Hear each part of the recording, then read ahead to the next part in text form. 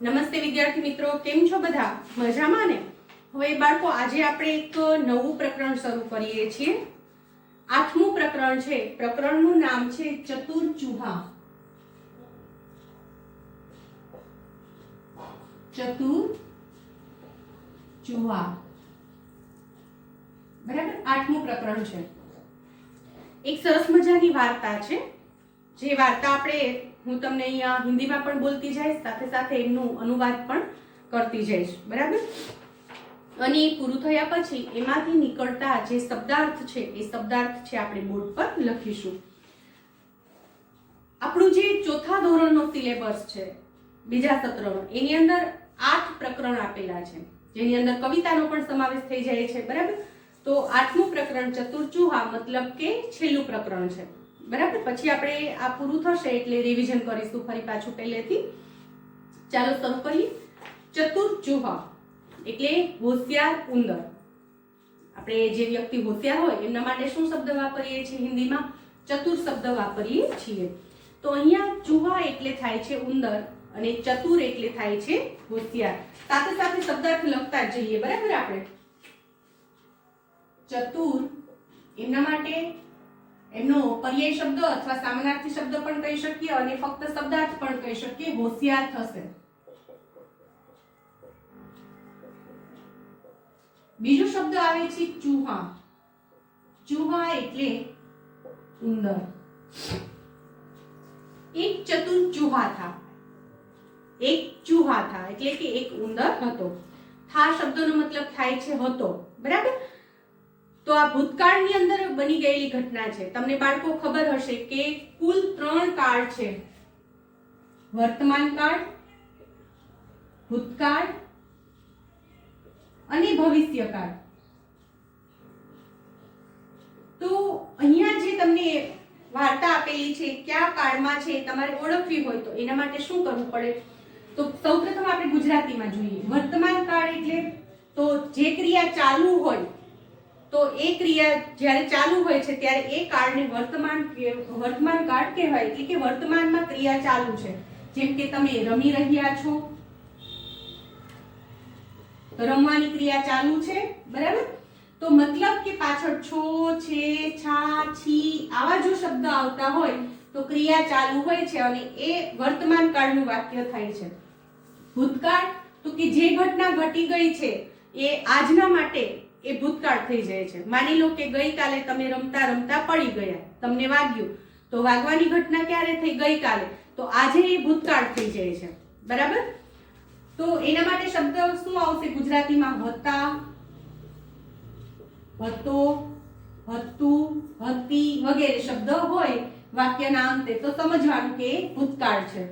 ભવિષ્યકાળમાં હશે, હસો, હસુ આવા જો કોઈ શબ્દ હોય તો એનો મતલબ થાય છે કે ભવિષ્યકાળમાં છે. હવે બાળકો આપણે વાત કરતા હતા વર્તમાન કાળ, ભૂતકાળ અને ભવિષ્યકાળ. તો આ આપણે ગુજરાતીની અંદર પાછળ છે ને એવા શબ્દ આવે. ભૂતકાળમાં હતા, હતો, હતી આવે. ભવિષ્યકાળમાં હશે, હસ એવા શબ્દો આવે. પણ હિન્દીની અંદર વર્તમાન કાળ હોય તો કયો શબ્દ આવશે? તો હે શબ્દ આવશે પાછળ, બરાબર? એટલે કે ક્રિયા ચાલુ છે. ભૂતકાળમાં જો એક વાક્ય હશે તો પાછળ થા શબ્દ આવશે. તો સમજી જવાનું કે ભૂતકાળમાં બનેલી ઘટના છે, બરાબર? ભવિષ્યકાળમાં લગભગ આપણે આવતું નથી, પણ જો આવશે તો આપણે એના માટે જોઈ લેશું કે ભવિષ્યકાળમાં પાછળ કયો શબ્દ આવે છે, બરાબર? હવે આપણે જે અહીંયા આપણે આ ચતુર ચૂહા એ વાર્તા જે આપણે જોઈએ છીએ એ વાર્તા આપણને અહીંયા ભૂતકાળની અંદર આપેલી છે. તો ચાલો આપણે એ વાર્તાને શરૂ કરીએ. કે એક ચતુર ચૂહા થા એટલે કે એક ચતુર હોશિયાર ઉંદર હતો. વહ રાસ્તે પર જા રહા થા. રાસ્તે પર એટલે કે રસ્તા ઉપર જઈ રહ્યો હતો, બરાબર? જો ભૂતકાળની ઘટના છે, થા શબ્દ આવે છે બધામાં પાછળ, એટલે કે તે રસ્તા પર જઈ રહ્યો હતો.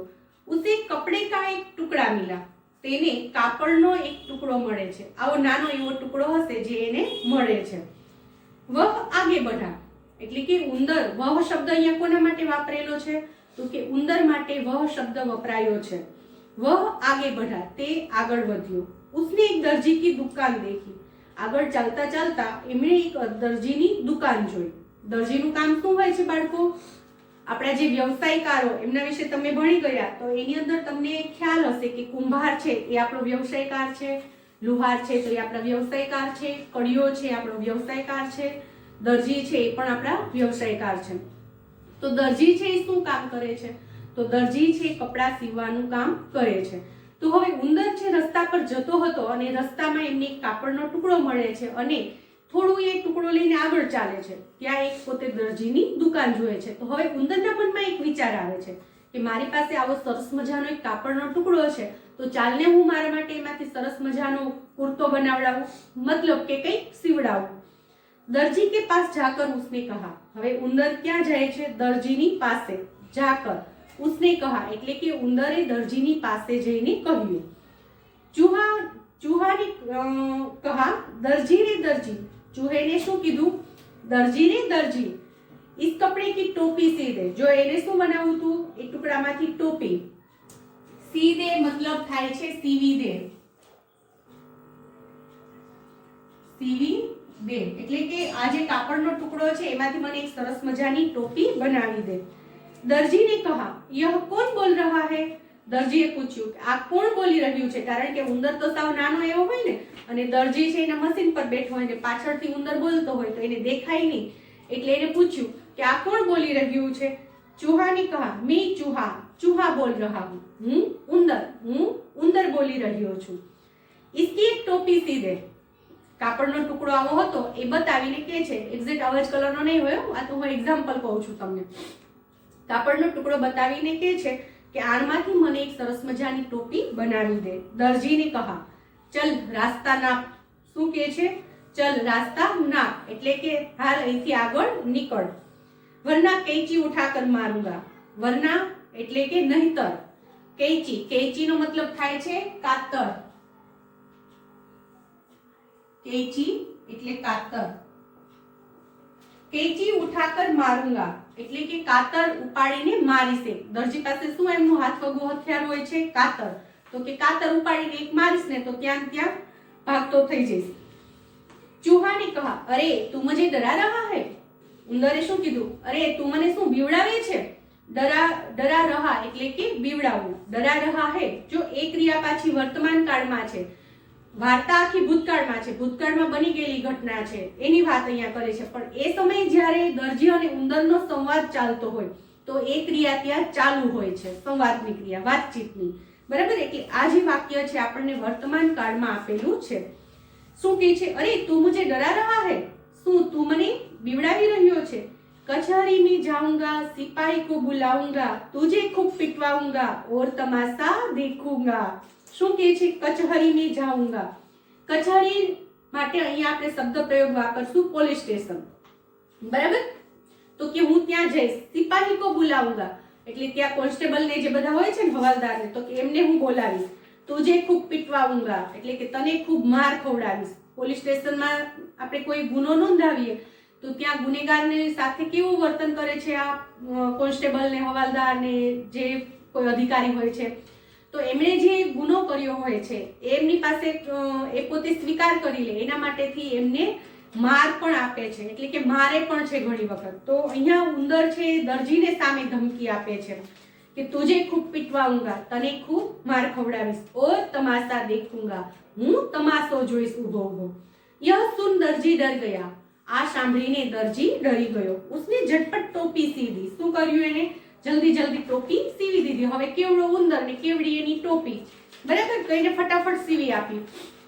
ટોપી પહેનકર ચૂહા આગે बढ़ा. ટોપી પહેરીને ઉંદર આગળ વધે છે. રાસ્તે में કસીદાકાર કી દુકાન દેખી.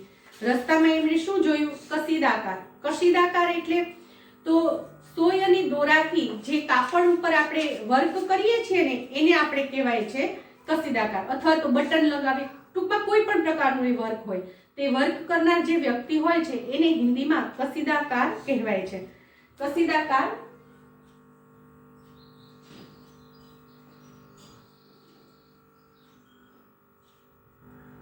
સોય દોરાથી વર્ક કરનાર, કાપડ ઉપર જે વર્ક કરે ને એ પછી બટન ટાકે કે પછી આખું ભરત ભરે કે સાંકડી ટાંકો કરે, દોરી કાઢે, કંઈ પણ કરે, પણ એમને કસીદાકાર કહેવાય. ઘણી વખત મશીનથી પણ વર્ક છે થતું હોય છે. तो टोपी पहनकर चूहा आगे बढ़ा. रास्ते में कसीदाकार की दुकान देखी. એટલે કે રસ્તામાં આવું વર્ક કરનાર જે વ્યક્તિ હોય છે કસીદાકાર, એમની દુકાન જુએ છે. ચૂહે કો ટોપી પર કસીદા કઢાને की इच्छा हुई. એટલે ઉંદરને પોતાની ટોપી પર સરસ મજાનું વર્ક કરાવવાની ઈચ્છા થઈ. ચાલને ટોપી તો સરસ સીવાઈ ગઈ છે, કાપડ એ ફ્રી ઓફ મળી ગયું છે, તો હવે એના પર સરસ મજાનું વર્ક કરાવડાવું. ચૂહાને કહા ભાઈ, ઉંદરે કહ્યું ભાઈ मेरी टोपी पर थोड़ा कसीदा काट दे, मारी टोपियों पर थोड़ુંક વર્ક કરી દે. કસીદાકારને ચૂહે की ओर देखा. એટલે આ જે વર્ક કરનાર છે એ વ્યક્તિએ ઉંદરની તરફ જોયું. फिर उसे धमकाया और कहा. પછી એને ધમકાવ્યો એટલે કે ડરાવ્યો, ખીજાડ્યો અને કીધું ચલ ચલ यहाँ किसे फुर्सत है. હાલ હાલ અહીંયા કોને નવરાશ છે. ફુરસતનો શબ્દનો અર્થ થાય છે નવરાશ. ફુરસત, નવરાશ એટલે કે કોણ અહીંયા ફ્રી છે. આપણે ઇંગ્લિશમાં શું કહીએ છીએ? ફ્રી હોવું, બરાબર. તો એ કહે છે કે અહીંયા કોને ટાઈમ છે એવો. चूहा ने कहा अच्छा तो तू भी मुझे भगा रहा है. उंदरे कीधु कि तो तू पण मने भगाड़ी रह्यो छे. लेकिन सुन, परंतु सांभळ, कचहरी में जाऊंगा, सिपाही को बुलाऊंगा, तुझे खूब पिटवाऊंगा और तमाशा देखूंगा. कचेरीમાં જાય, સિપાહીને બોલાવીશ, તને ખૂબ માર ખવડાવીશ ને પછી હું ઊભો ઊભો તમાશો જોઈશ. જો તું મને વર્ક નહીં કરી દે ને તો ધમકી આપે છે સામે. यह सुनकर कसीदाकार घबराया. आ सांभळीने कसीदाकार छे गभराई जाय छे. उसने चूहे को कचहरी में जाने से रोका. तेणे उंदरने, तेणे मतलब અહીંયા કસીદાકાર, તેમણે ઉંદરને કચહરીમાં જવા માટે રોક્યો કે ભાઈ તું પોલીસ સ્ટેશન ના જ લાવ, હું તને ફટાફટ કરી દઉં છું વર્ક. उसने टोपी लेकर उस पर अच्छा कसीदा काढ़ दिया. तेणे उंदर पासेथी टोपी लई अने एना पर सरस मजानुं वर्क करी आप्युं. चूहा तो खुश हो गया. उंदर तो खूब खुश થઈ ગયો, બરાબર. અને એ ટોપી પહેરીને ચાલતો થયો અને આગળ વધે છે. તો અહીંયા આપણને આ ચૂહાની ઉંદરની જે વાર્તા છે એ આપણને અહીંયા કીધી છે કે એક ઉંદર છે, એને પણ જો એક સરસ મજાનો કાપડનો ટુકડો મળે તો એને પણ સરસ મજાનું એમાંથી બનાવી, કુર્તો બનાવે, ટોપી બનાવે કે ગમે એ બનાવે, પરંતુ એ પહેરવાની એને ખૂબ મજા આવે છે અને એ પણ ભરખાઈ જાય છે, બરાબર.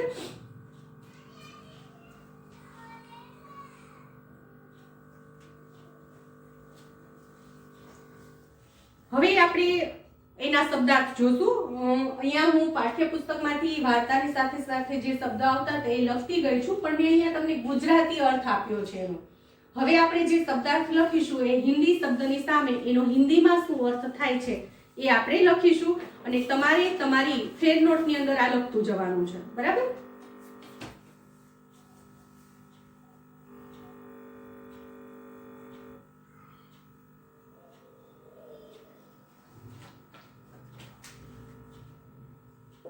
શબ્દાર્થ. પહેલો શબ્દ આવે છે નાપ. નાપ એટલે એનો અર્થ થશે માપ. પછી ઝટપટ, બીજો શબ્દ છે ઝટપટ એટલે કે જલ્દી જલ્દી, શીઘ્ર. જલ્દી જલ્દી, શીઘ્ર. પછી કશીદા. કશીદા શબ્દનો અર્થ થાય છે કઢાઈ.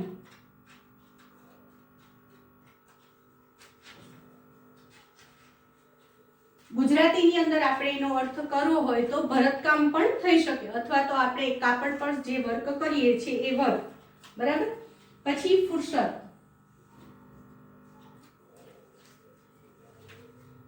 ફુરસતનો અર્થ થાય છે અવકાશ. અવકાશ એટલે આકાશ નહીં પરંતુ નવરાશ, બરાબર.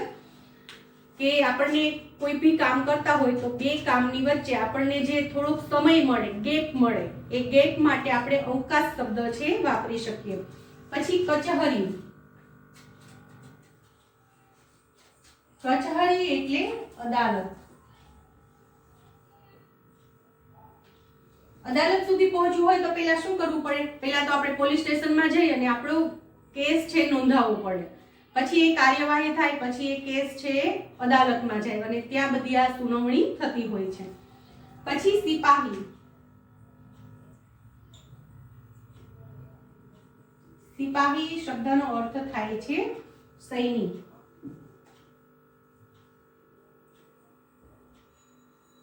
ત્યાર પછી કેચી.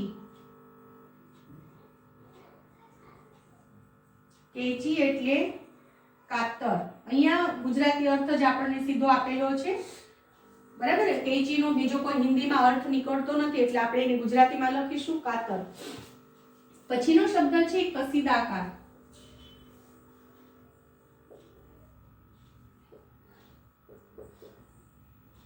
कशीदाकार शब्द नो अर्थ थाय छे सुई धागे से कपड़े पर बेल बूटा बनाने वाला.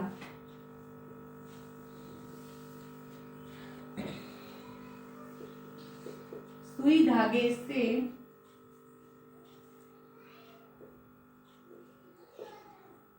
कपड़े पर बेल बूटा बनाने वाला.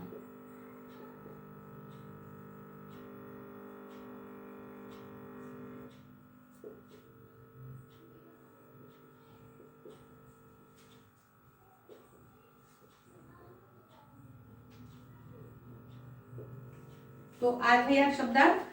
પછી એની અંદર અભ્યાસ કરવાનો છે. ઊંચી આવાજ में पढ़िए और लिखिए. तो બાળકો તમારા બધાની પાસે પાઠ્યપુસ્તક છે જ, બરાબર. તો એની અંદર તમે અભ્યાસમાં જજો અને પ્રશ્ન 1 જોવાનો છે, જેમાં તમને આવી રીતે શબ્દ આપેલો છે. માની લો કે જોડિયો શબ્દ છે ચ અને છ જોઈન્ટ કરેલો છે, પછી એની સામે એનાથી બનતા શબ્દ આપેલા છે.